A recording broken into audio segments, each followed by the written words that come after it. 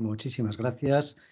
Bueno, lo primero de todo os voy a pedir que cojáis lápiz y papel porque para hacer un poquito más interactivo este webinar, mientras vayamos avanzando, a medida que vamos a ir avanzando por los contenidos del webinar, vamos a ir construyendo una pequeña encuesta para intentar averiguar cómo de científico es el pensamiento en vuestras propias organizaciones. Muy bien, y ya sin más retraso vamos a comenzar. Y me gustaría comenzar mostrándoos dos imágenes. ¿Se ve la pantalla bien? Fenomenal. Bueno, estas dos imágenes se han obtenido con 9 meses de diferencia. La primera imagen de abril de 2020 nos mostró cómo de seria era la infección del coronavirus y cuando se consiguió realizar esta imagen fue todo un hito porque no era fácil conseguir una resolución tan grande de algo tan pequeño como un virus. Estos son virus de coronavirus atacando una célula humana. Tan solo 9 meses después se ha conseguido hacer la siguiente fotografía, la segunda fotografía. Una fotografía que lo que nos muestra son los virus individuales del coronavirus y que nos da una información bastante importante acerca de cuál es el problema real que sucede con el coronavirus. No es que sea un virus que mute con facilidad, es que no hay dos coronavirus iguales. Es que su capacidad de mutación es tan grande que cuando invaden una célula y salen millones de nuevas copias del coronavirus, cada una de esas copias es distinta entre sí. Por eso ha sido tan difícil desarrollar las nuevas tecnologías que nos han permitido empezar a tener vacunas más o menos fiables.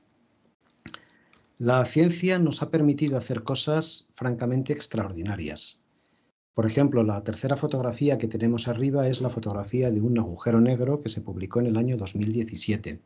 Para hacer esa fotografía fue necesario conectar diferentes radiotelescopios que estaban distribuidos a lo largo de todo el mundo para que funcionasen como un único radiotelescopio virtual cuyo tamaño era el diámetro de la Tierra. Para que funcionase este sistema fue necesario sincronizar todos estos radiotelescopios en distintos lugares del mundo para que apuntaran exactamente al mismo sitio con tan solo una millonésima de segundo de margen de error. Y se consiguió hacer. Al igual que se ha conseguido hacer algo tan increíble como que en estos momentos tengamos un dron volando sobre Marte. La ciencia no solamente nos ha permitido llegar a lugares increíbles y conseguir logros espectaculares, sino que de hecho forma parte de nuestras vidas, está en todas las cosas que nos rodean, está en todos los dispositivos que utilizamos para comunicarnos, está en los GPS, que no funcionarían si los satélites que emiten la señal no tuvieran sus relojes ajustados con las ecuaciones de distorsión del tiempo que desarrolló Einstein. Está en la ropa que vestimos, está en los materiales con los que se hacen los muebles de las casas en las que vivimos, está en la comida que consumimos a diario. Toda la comida que consumimos a diario está formada por especies que han sido mejoradas mediante la hibridación y mediante la selección de cosechas. Y si llegan tan frescos a nuestras mesas es porque todos estos productos los sometemos a tratamientos con ceras antibióticas que los protegen y que retrasan el proceso de envejecimiento y el proceso de putrefacción. De hecho, hoy en día, en el 2021, morir por una intoxicación alimentaria es extraño y, sin embargo, en los años 70 era relativamente frecuente. Esto es, la ciencia es la que ha forjado nuestra forma actual de vida. Podríamos decir, de hecho, que la ciencia, que es todo ese enorme edificio de conocimientos científicos construidos de forma colaborativa por millones de personas a lo largo de los siglos, la ciencia posiblemente representa el mayor logro de la especie humana, ya que es la que ha permitido que tengamos la vida que tenemos. Es además un edificio en permanente construcción y renovación, en la que a diario se están construyendo y se están derribando teorías obsoletas para construir nuevos conocimientos sobre esas teorías que ya se van quedando obsoletas. El método científico en 7 pasos se podría resumir en el esquema que tenéis en pantalla. Observar, plantearnos preguntas, construir hipótesis, obtener datos, analizar, llegar a conclusiones y repetir. Sin embargo, debo deciros que no conozco a nadie que siga los 7 pasos del método de forma estricta. Es más, el método científico, más que ser una secuencia de pasos, es una filosofía, es una forma de pensar y es una forma de afrontar los problemas. Y estos son sus 6 primeros componentes, sus 6 principales componentes.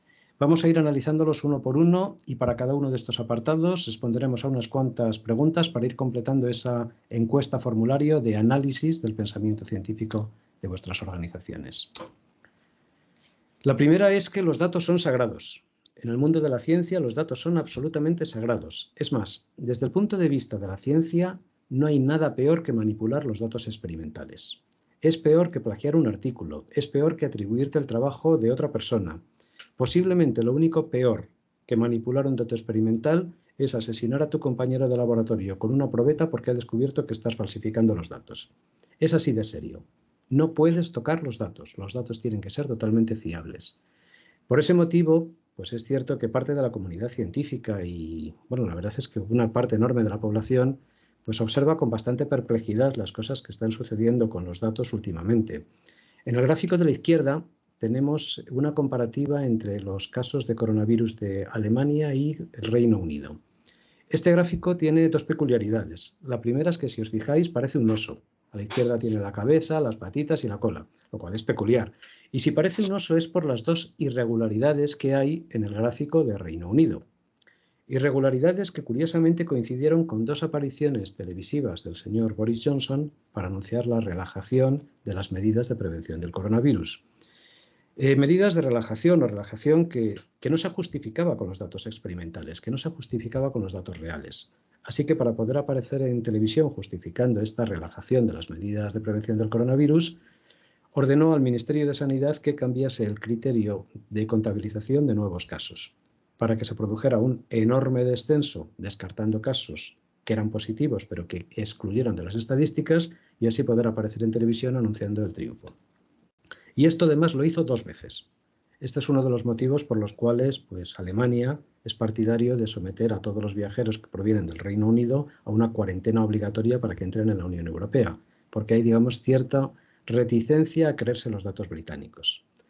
O también tenemos un caso como el que sucede en España y en buena parte de los países del mundo, y es que hay determinadas administraciones que no contabilizan datos los fines de semana, lo que provoca esta extraña formación, este extraño esquema con dientes de sierra.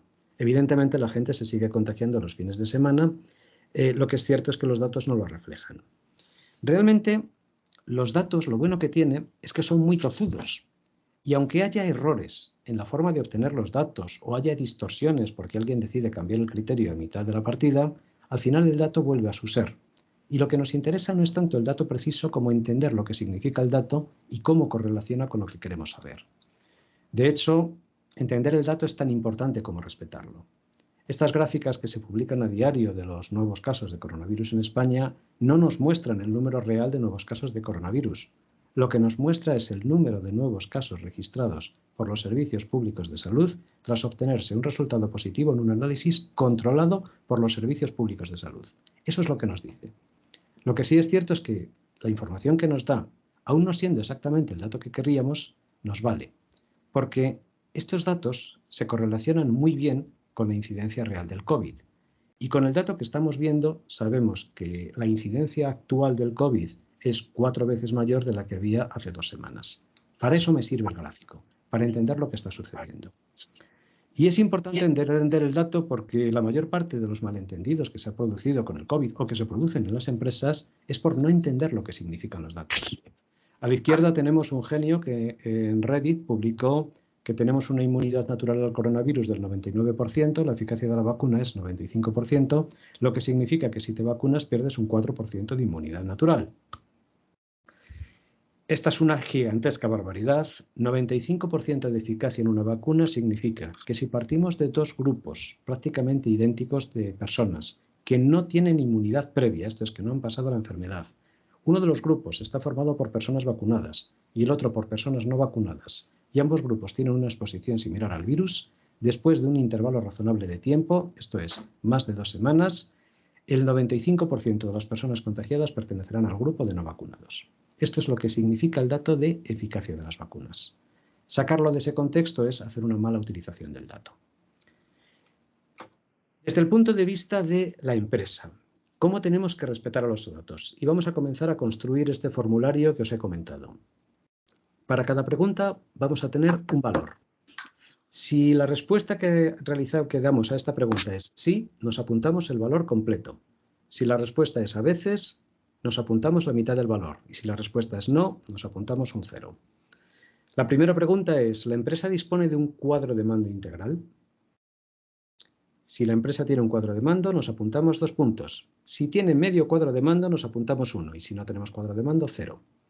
Siguiente. ¿Los indicadores son coherentes con el negocio? Y esta pregunta no tengo más remedio que hacerla, porque muchos cuadros del mando son construidos por compañías consultoras que a veces tienden a realizar un poquito de abuso del cut and paste. Y te puedes encontrar con cosas tan paradójicas como una empresa que se dedica a fabricar tuberías industriales que tiene indicadores de negocio de una agencia, de una editorial digital o de una agencia de publicidad. La tercera pregunta. La obtención de datos es independiente de la jerarquía. Esto significa que la persona afectada por el dato no tiene la capacidad de manipularlo.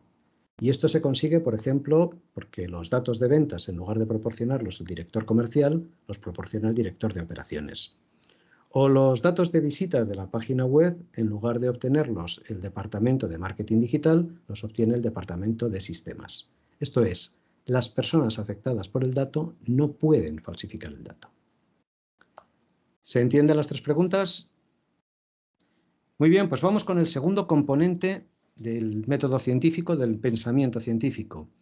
Los modelos son simplificaciones de la realidad, pero no son la realidad. Siempre son simplificaciones. Hasta esta ecuación que tenéis en pantalla, que es la ecuación de Schrödinger para un único electrón girando alrededor de un núcleo con carga positiva, esto es el problema más sencillo de la química, hasta esta complejísima ecuación es una simplificación. La realidad siempre es más compleja. De hecho, Niels Bohr, que fue uno de los grandes contribuyentes a la mecánica cuántica, allá por los años 30 pronunció esta frase extraordinaria, en la que resume esta idea de forma totalmente precisa.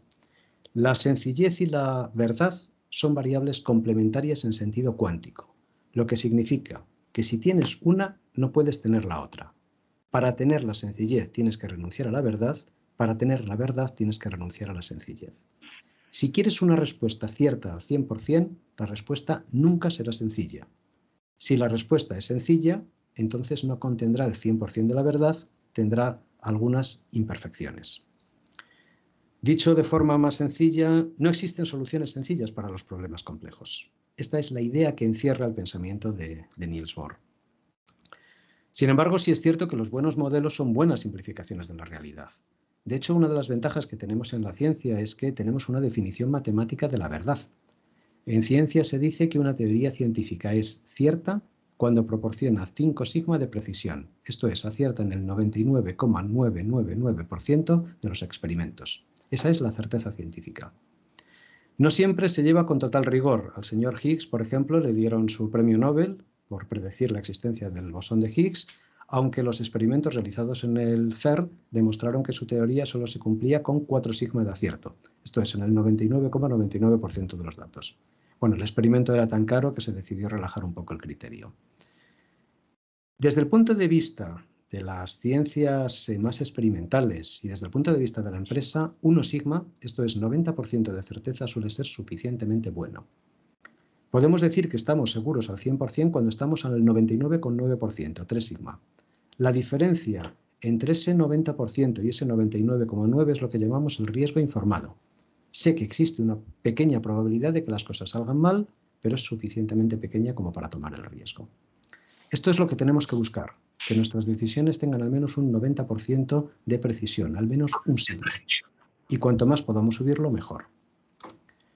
Desde el punto de vista del cuestionario, ¿cómo aplicamos esto en nuestros negocios? Bueno, pues primera pregunta. Disponemos de un modelo predictivo basado en los cuadros de mando. Esto es, no solamente tenemos un cuadro de mando que nos proporciona unas gráficas muy bonitas, sino que lo hemos evolucionado un paso más y tenemos la capacidad de hacer predicciones con los resultados previos del cuadro de mando. Además, este modelo predictivo lo utilizamos en la elaboración de presupuestos. Siguiente pregunta. Y por último, sabemos que el cuadro de mando y el modelo predictivo son modelos y por tanto tienen limitaciones y por tanto no lo utilizamos fuera de contexto. Digamos que, por ejemplo, una utilización típica fuera de contexto de un cuadro de mando de un modelo predictivo es analizamos los datos de las visitas a la página de Facebook de la empresa, vemos que ha caído un 10% y despedimos a la mitad del equipo de sistemas. Bueno, pues esto es una utilización fuera de contexto del cuadro de mando. ¿Se entiende? ¿Hemos completado la segunda parte del formulario? Muy bien. Pues seguimos adelante. Tercer componente del método. Las mejores preguntas son las más incómodas. Las mejores preguntas en el mundo de la ciencia son las preguntas más complicadas, como por ejemplo, ¿por qué hay tanta materia y tan poca antimateria? ¿Qué hay en el fondo de un agujero negro? Porque es un agujero, ¿no?, que habrá en el fondo del todo. ¿Qué nos hace ser humanos o qué es la consciencia? ¿Por qué estamos pensando en estos momentos? ¿Por qué estamos entendiendo cómo funciona? El sentido crítico es la capacidad de hacer preguntas incómodas orientadas a aprender o extender el conocimiento cuando estamos en la ciencia o orientadas a mejorar las cosas cuando estamos en la empresa. Y es curioso porque esta idea ya forma parte de algunas metodologías. Aquellos que hayáis trabajado con Lean o que hayáis trabajado con Sigma 6, algunos de estos conceptos ya os suenan.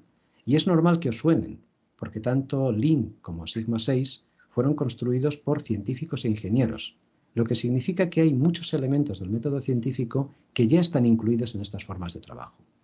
Por ejemplo, el Nichigen Butsu de los japoneses, el levántate de la silla y ve a observar el problema con tus propios ojos, se corresponde con la observación del método científico. El Kaizen se corresponde con plantearnos las preguntas incómodas y construir hipótesis de por qué puede estar pasando. El Hansei, la reflexión, se corresponde con el análisis, el intentar entender si los datos experimentales se corresponden con nuestras hipótesis.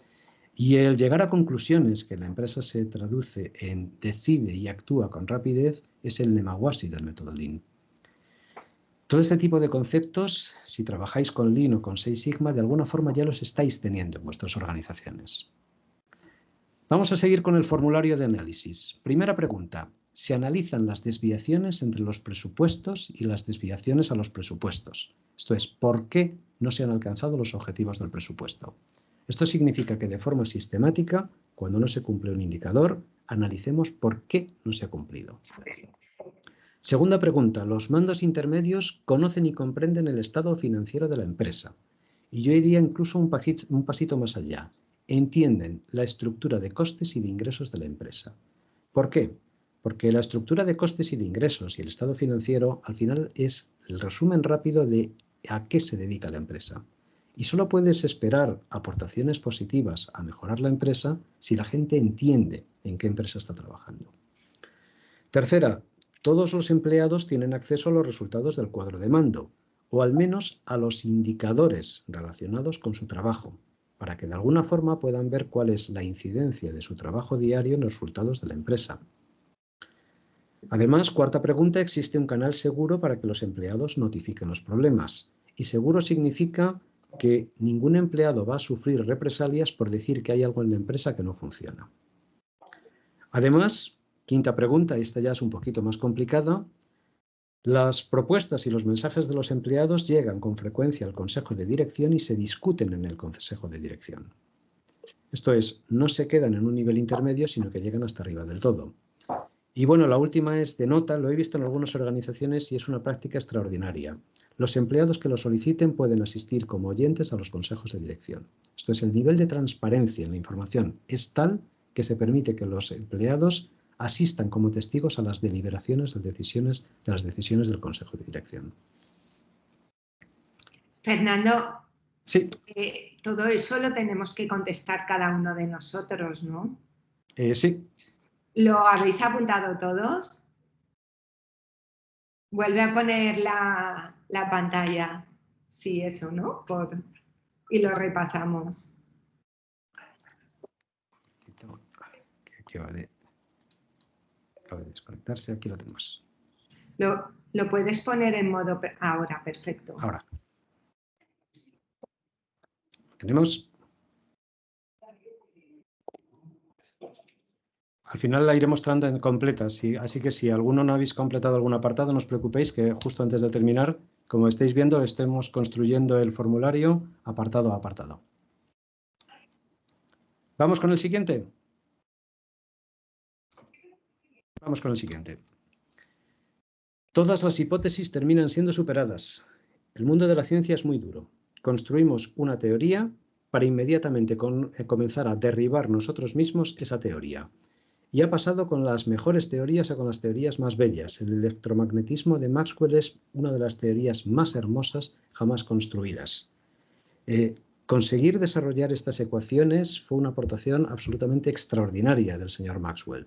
Sin embargo, es una teoría que en su momento fue superada. Hoy en día el electromagnetismo, las las ecuaciones de Maxwell se siguen utilizando a efectos prácticos porque son más sencillas, pero toda la teoría del electromagnetismo se vio superada o se vio encapsulada por la teoría electrodébil de Glasgow, Salan y Weinberg. Y posteriormente estas fueron absorbidas por el modelo estándar. Y todos esperamos que más tarde o más temprano el modelo estándar y la relatividad general, que son los grandes paradigmas de la ciencia actual, sean superadas por otras teorías, quizás la de supercuerda, quizás otras distintas, no lo sabemos.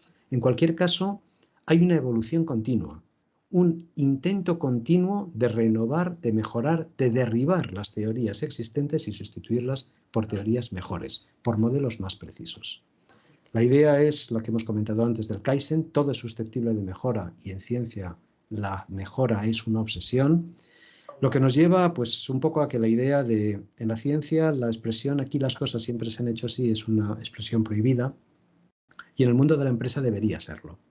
En un mundo en evolución, la empresa también tiene que estar en evolución y por tanto el argumento de la tradición no debería tener tanto peso, debería tener más peso pues otra clase de ideas, como por ejemplo la practicidad.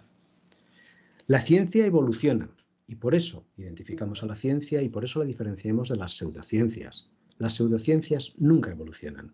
Son prácticas que reclaman ser científicas y que se presentan como ciencia, pero que en realidad no se adhieren a los principios científicos, ni siguen la metodología, ni tienen la simplicidad, ni admiten la crítica. De hecho, las características de las pseudociencias, las tenéis en pantalla, son estos 8 puntos.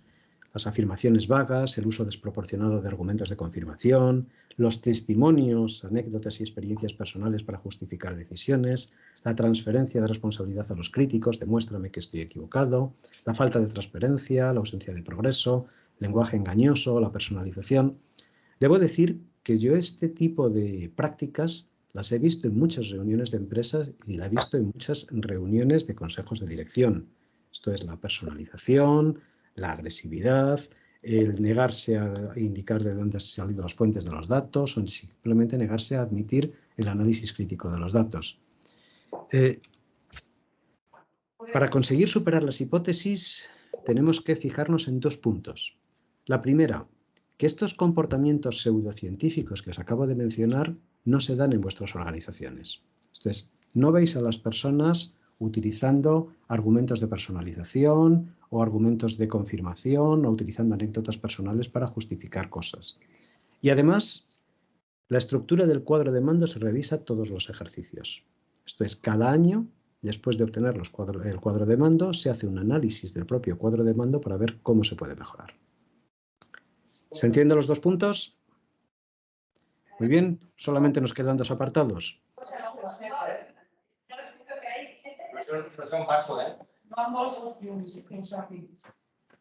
Sigo. Sí, yo os pediría, si alguien tiene el micro abierto, para evitar los ruidos de fondo. Juanma, yo creo que tú lo tienes abierto. Vale. Muy bien. Bueno, la navaja de Ockham es mi herramienta favorita. La navaja de Ockham lo que nos dice es que entre 2 hipótesis, la más sencilla suele ser la más acertada. Y la más sencilla significa que es la que requiere menos asunciones para cumplirse. Os voy a proporcionar un dato sobre el que no existe discusión alguna. De hecho, es un dato que está tan verificado y tan comprobado que hasta los antivacunas han aceptado que ese dato es cierto. Las personas no vacunadas se contagian de COVID entre 10 y 20 veces más que las personas vacunadas.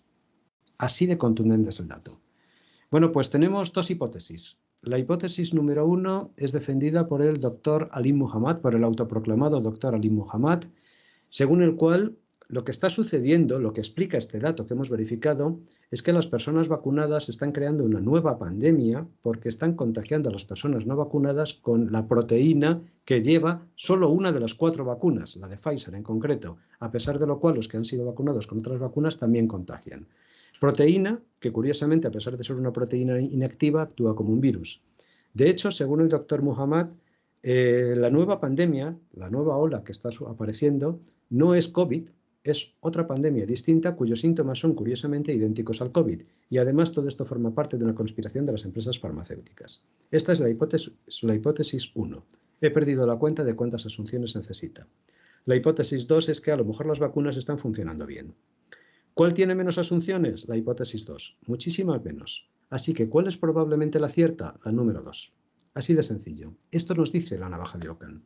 Entre dos explicaciones, entre dos hipótesis, la más sencilla, la que requiere menos asunciones, menos I, es la que posiblemente sea cierta. Debo decir que la creatividad del mundo respecto de las vacunas ha llegado a ser absolutamente espectacular, como por ejemplo aquí tenemos esta persona que en Twitter publicó: ¿sabes que la vacuna puede saltar una torre 5G y enviar tus datos al centro de seguimiento de enfermedades infecciosas? Puede poner tus pensamientos en una frecuencia y enviarlos automáticamente al centro de control. Bien, esta es probablemente la mayor burrada que he oído acerca de las vacunas y no deja de ser graciosa. Es más, a la hora de utilizar la navaja de Ockham, estas preguntas valen cada una 4 puntos. 4 puntos. Son preguntas esenciales. Primera, se discuten las ideas, no las personas. Cuando se realiza o se recibe una propuesta en la empresa, lo que analizamos es el contenido de la propuesta. No analizamos el historial de la persona que está haciendo la propuesta. Y la segunda, ante los problemas se buscan soluciones, no culpables. Cuando el problema está resuelto, ya habrá tiempo de analizar por qué se ha producido y ver qué acciones se deben tomar. Pero lo primero es solucionar el problema, no buscar el culpable del problema. ¿Lo tenemos? Bueno, pues vamos al último punto. Una pregunta, vuelve al cuestionario. ¿Nosotros solo tenemos que contestar sí, no o a veces? O a veces. El Sí valor significa que te apuntas el valor completo de la pregunta. En este caso, si ante los problemas se buscan soluciones y no culpables, y la respuesta es sí, te anotas 4 puntos. Vale. Si la respuesta es a veces, te anotas 2 puntos, la mitad. Y si la respuesta es no, te anotas 0 puntos. De acuerdo. Vale. Venga, gracias. Último componente del método, la revisión por pares, que de hecho es uno de los grandes pilares del método científico. Es más, gracias a esta revisión por pares, las publicaciones científicas son uno de los mejores refugios de la verdad en un mundo como el actual, que está totalmente mediatizado por los intereses, por las redes sociales y por las personas como la anterior que afirmaba que la vacuna se comunica con las antenas 5G. La revisión por pares en realidad es un sistema de control de las publicaciones científicas. Esto es, su objetivo es que lo que se publica como artículo científico es suficientemente fiable y relevante como para ser publicado, que merece la publicación. Lo primero que hace un científico cuando escribe un artículo es prepublicar el artículo en un servidor de prepublicación.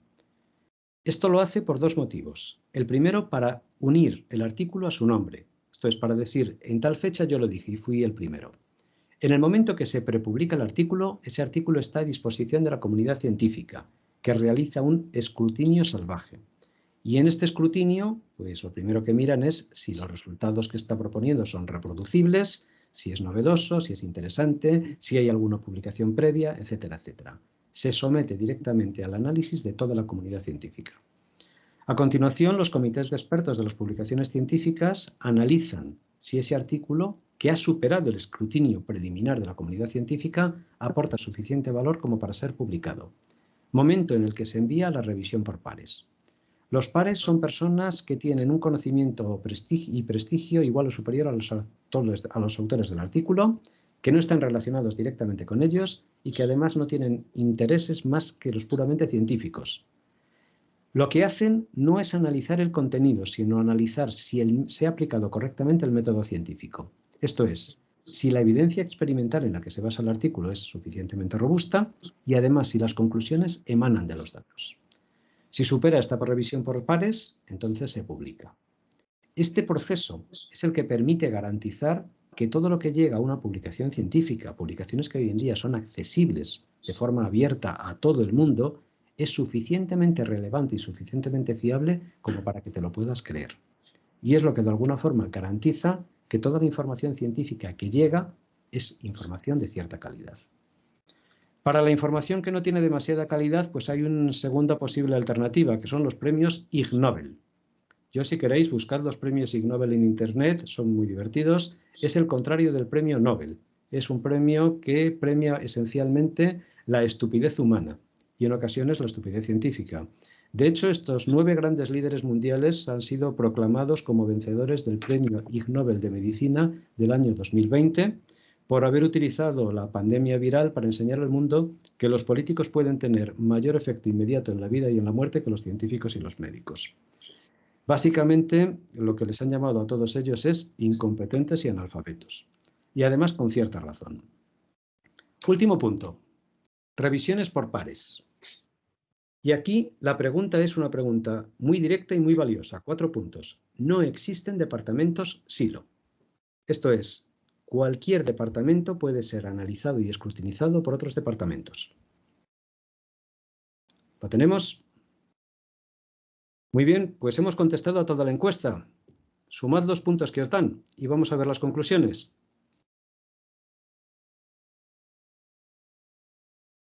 Cuando me digáis, paso a las conclusiones. ¿Tenéis ya las sumas?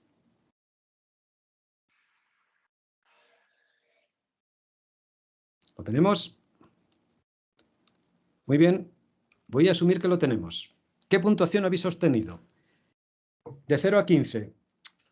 Vamos a llamarlo aprendiz de brujo. No voy a decir con esto que vuestra empresa esté gestionada por un método, por algo parecido a la brujería. Lo que estoy diciendo básicamente es que no estamos muy cerca del método científico. Y a ver, esto puede que no sea intrínsecamente malo. Esto es, debo reconocer que las personas que trabajan como adivinos o como psíquicos o como mentalistas suelen ser personas extremadamente inteligentes y con un enorme conocimiento innato que les permite leer muy bien a las personas y por eso son tan buenos en su trabajo, o leyendo y... Pero la realidad es que estamos un poquito lejos del método científico. De 16 a 24. Bueno, estamos en el nivel de científico loco. Esto es, conocemos la ciencia, conocemos nuestro trabajo, conocemos nuestro entorno, sabemos hacer las cosas, pero nos falta un poquito de método. Nos falta un poquito de eficiencia final. De 24 a 29. Estamos en el buen camino. Esto es, vuestra empresa se gestiona de una forma muy cercana a cómo se gestiona la ciencia. Enhorabuena por el resultado. Y bueno, si alguno ha conseguido el 30, premio Nobel, por favor, decidme cuál y os envío un currículum corriendo, porque quiero trabajar ahí. ¿De acuerdo? Como conclusión muy rápida. El método científico al final es aplicar estos 6 conceptos en como nuestra forma de pensamiento y como nuestra actitud ante los problemas. Entendiendo los datos, entendiendo que los modelos son necesarios e imperfectos, entendiendo que hay que hacer preguntas que me sacan de la zona de control, entendiendo que el conocimiento que tengo hoy puede no ser válido mañana, porque el mundo evoluciona y mi conocimiento debe evolucionar con él, utilizando la navaja de Ockham, que es una de las herramientas intelectuales más valiosas que existen, y además no teniendo miedo a las revisiones por pares, esto es, pidiendo a otros compañeros que nos ayuden a analizar nuestras hipótesis y nuestro trabajo, porque nos pueden aportar muchísimo valor. Utilizad el cuestionario para elevar el nivel científico de la empresa. Todos sabéis los puntos en los que habéis puntuado menos. Observar, hacer preguntas incómodas e impulsar los cambios, porque la única forma de avanzar es siendo vosotros mismos el motor de los cambios. Y un último dato, este fue obtenido por la Comisión Europea en un estudio del año 2003. Las personas que se pasan la vida aprendiendo viven más y son más felices. Así que no tengáis miedo al aprendizaje, no tengáis miedo a adquirir nuevos conocimientos, no tengáis miedo a explorar. Bueno, esto es lo que os quería comentar. ¿Qué puntuaciones habéis sacado? Adelante, sin miedo, podéis contestar. Pues a mí me ha salido de 19,5. Bien, no está mal, no está mal. O sea, no estamos en la brujería, pero estamos avanzando. No, toda realidad puede tender a peor, ¿no? Que también dice otra afirmación, no sé si pseudociencia o científica. ¿Más? ¿Dudas, preguntas, comentarios? Hay varias preguntas. Bueno, hay un comentario de Alberto que está en el chat, sobre todo, yo diría que es más una reflexión, lo tenéis escrito en el chat todo, que lo podéis leer. Estoy en una conferencia. Sobre los ecos de... de los datos utilizados por los políticos. Bueno, creo que estamos todos de acuerdo con ese punto. Luego, lo que sí que nos preguntan más concretamente, Ana, cómo aplicamos este método en temas como lo que es la estrategia de la empresa, porque no siempre hay datos objetivos sobre el mercado, sobre los productos y de dónde sacamos la información. Si quieres, vamos, yo tengo 3 que me habéis ido comentando. Voy contestando. Bueno, hoy en día, más que el problema de no tener suficientes datos, el problema es que tenemos demasiados datos. Entonces, hay un montón de fuentes públicas sobre las que podemos acceder. La política de la Unión Europea de datos abiertos significa que tenemos acceso a infinidad de datos. De hecho, los datos actuales reconocidos por la Unión Europea sobre el seguimiento de la pandemia son públicos. Toda la información hoy en día prácticamente es pública. Lo que significa que lo difícil no es encontrar datos, lo difícil es encontrar los datos que necesito para entender mi contexto. Y si no tengo datos, el público es más accesible que nunca, mis clientes son más accesibles que nunca. Tengo acceso a un montón de recursos, de redes sociales, que me permiten crear grupos a través de los cuales puedo hablar directamente con los clientes. Perdamos el miedo a hablar directamente con los clientes. Hagamos focus group, utilicemos las redes sociales no solamente para intentar captar clientes, sino para contactar con ellos y hablar con ellos. Entonces, la obtención de los datos no debería ser un problema hoy en día. Hay una enorme cantidad de datos públicos y además, si no tenemos los datos, siempre podemos ir directamente a las fuentes y preguntarles. Con lo que, sin miedo, el método científico se basa en el dato, lo que significa que si no tengo los datos, tengo que encontrar la forma de obtenerlos. Y bueno, esto se puede hacer con un proyecto de análisis o se puede hacer de muchas formas distintas. Sí, bueno, hemos explicado también varias metodologías que se pueden utilizar en la parte estratégica. Yo también, Ana, te comentaría que nosotros lo tenemos un poquito más fácil porque somos externos y, claro, nos permite ver la situación con mucha más objetividad. Si a eso le añades un método, pues realmente tenemos más ventajas porque a veces es muy difícil internamente llegar a esa objetividad y a no estar contaminado tanto por el sector como por algunos datos o como por algunas fuentes internas. Fernando, te comento otra pregunta que me hace Luis. Me dice qué relación hay, como hemos estado hablando al principio, de pensamiento crítico y pensamiento creativo, porque es cierto que hay muchos tipos de pensamientos. ¿Y cuál sería más importante para aplicar en los procesos de innovación? Está Valvanera también, experta en innovación en el chat, que igual hasta también puede dar su opinión. Bueno, yo no veo diferencia entre el pensamiento crítico y el pensamiento creativo. De hecho, tienes que ser muy creativo para hacer preguntas incómodas. Son prácticamente las dos caras de la misma moneda, son prácticamente la misma cosa. Al final los dos consisten en lo mismo y es en pensar fuera de la caja, en pensar fuera del día a día, el intentar ver las cosas desde una óptica distinta. Y es exactamente la misma herramienta para los dos tipos de pensamiento. Es difícil tener un pensamiento crítico si no tienes un pensamiento creativo. Y si tienes un pensamiento creativo, de forma natural te va a salir la crítica. O sea, son dos cosas totalmente complementarias. Es más, es que son hasta posiblemente la misma herramienta intelectual. Veo que Alberto pregunta, cuando los datos se cargan manualmente y los criterios de interpretación de entrada de datos varían según las personas, ¿qué recomendación se da para resolver este problema? Lo primero de todo, intentar hacer una segunda validación de los datos para evitar errores de interpretación. Cuando analizamos datos científicos, normalmente no analizamos el dato crudo. Por ejemplo, hemos visto esa curiosa gráfica en la que tenemos los dientes de sierra. El truco es, para quitarnos esos dientes de sierra, esos errores, es que en lugar de trabajar con el dato crudo, trabajamos con la primera derivada, lo que me da la pendiente. Con la pendiente me estoy quitando un montón de errores. Entonces, es bueno hacer un análisis matemático un poquito más profundo de los datos. Y si la primera derivada sigue teniendo errores, porque hay errores en la entrada inicial de datos, la segunda derivada me va a dar una información todavía más fiable. Poniendo las cosas muy complicadas, he visto en algunas empresas hacer transformaciones de Fourier de los datos para poder obtener mejor las tendencias.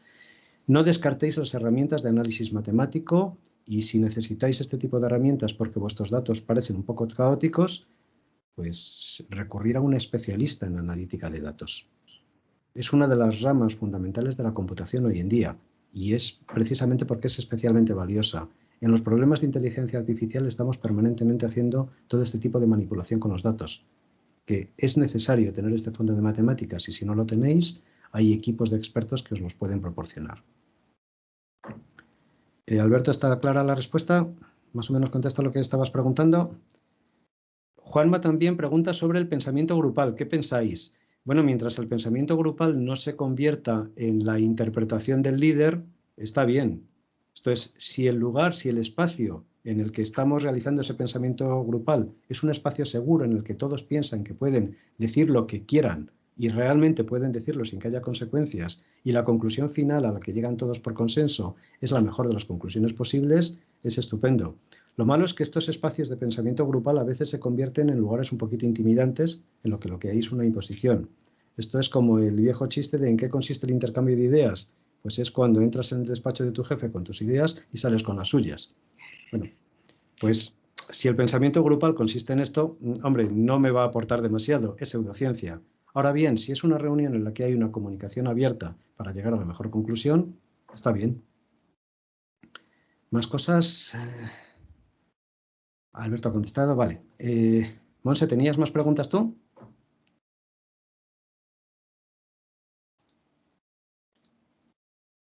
No te oigo, Monse.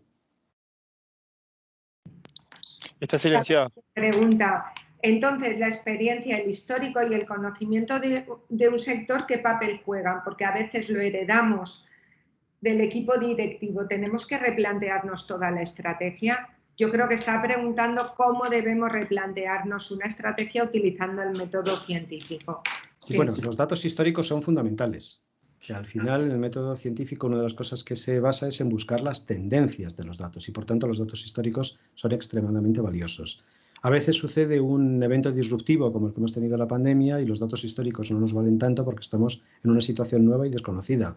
Bueno, pues nos tenemos que adaptar y guiarnos a ciegas durante una temporada. Pero luego, al final, insisto, los datos son muy tozudos, siempre vuelven a su forma natural.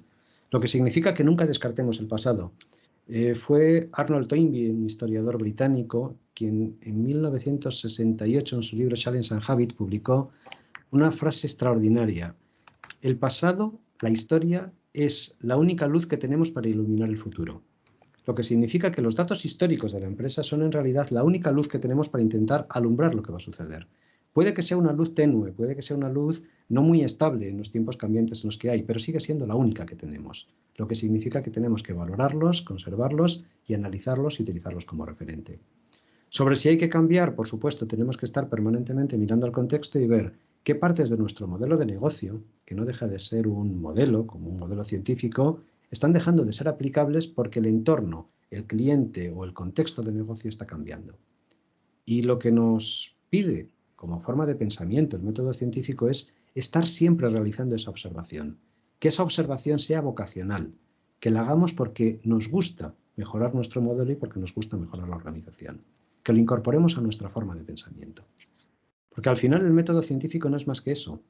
Un modelo de pensamiento, una filosofía, una forma, una actitud de afrontar los problemas basada en estos 6 componentes que os he proyectado en pantalla y que voy a volver a proyectar durante un segundo nada más. Los datos son sagrados, los modelos son simplificaciones, hacer preguntas incómodas, las hipótesis terminan siendo superadas, lo que trabajar duro para construirlos y luego trabajar duro para superarlas, la navaja de Ockham es valiosísima y nunca descartéis las revisiones por pares, os van a proporcionar una información extraordinaria.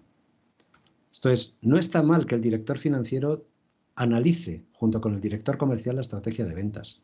No está mal, porque el director financiero tiene un conocimiento que el director de ventas no tiene y tanto conocimiento de la empresa como el director de ventas. O no está mal que el director de operaciones hable con el director de marketing. Esas reuniones entre pares os pueden dar una riqueza extraordinaria. Disculpad, yo me enrollo muchísimo. Fernando, hay 2 comentarios más. Juanma, dices, es broma. Quizá abre el micro y lo preguntas directamente, ¿no? No, es que tenía un profesor de finanzas que me decía que los datos tenían la capacidad de que si los apretaba suficientemente eran capaces de decirte lo que tú querías. Entonces, bueno, pero aplicando el método científico que comentas y la revisión de pares, eso muere. Pero bueno, al final, Sí, ¿quién bueno, no pues ha esto sucede. ha hecho uso de esta propiedad del dato? Sí, yo de hecho lo que había leído en economía es que si torturas a los datos lo suficiente, terminarán por confesarte lo que quieras. Y sí, es cierto.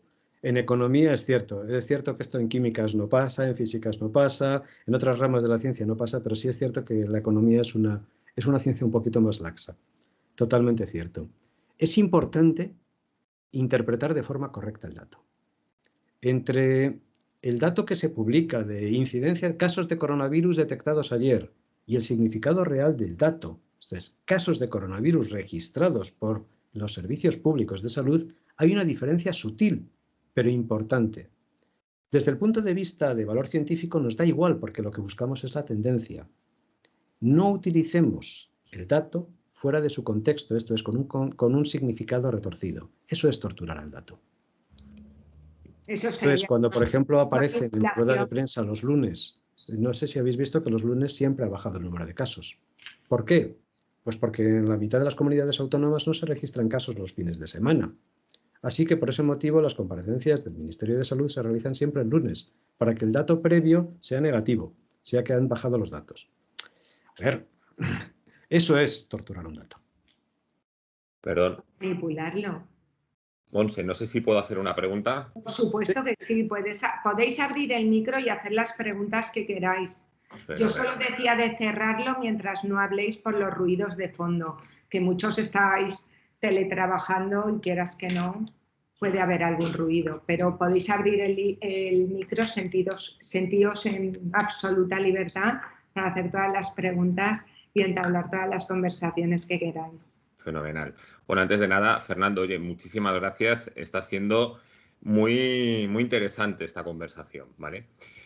Has hablado de, bueno, pues de la ciencia en puro estilo de ciencia exacta, ¿no? Estamos hablando de física, de química, de matemáticas, pero cuando hablamos de ciencias sociales, donde la interpretación es muy susceptible a las valoraciones que se puedan hacer por muchas variables, es más complicado, ¿no?